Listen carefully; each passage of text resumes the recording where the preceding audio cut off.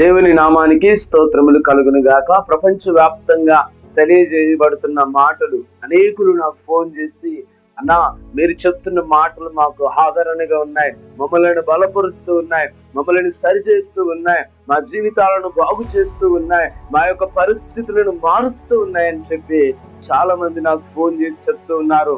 దేవుని బిడ్డలారా, ఈరోజు అటువంటి వారిని దేవుడు దీవిస్తాడు, ఆశీర్వాదిస్తాడు, అటువంటి వారిని రక్షిస్తాడు, అటువంటి వారిని బాగు చేస్తాడు, అటువంటి వారిని కడతాడు.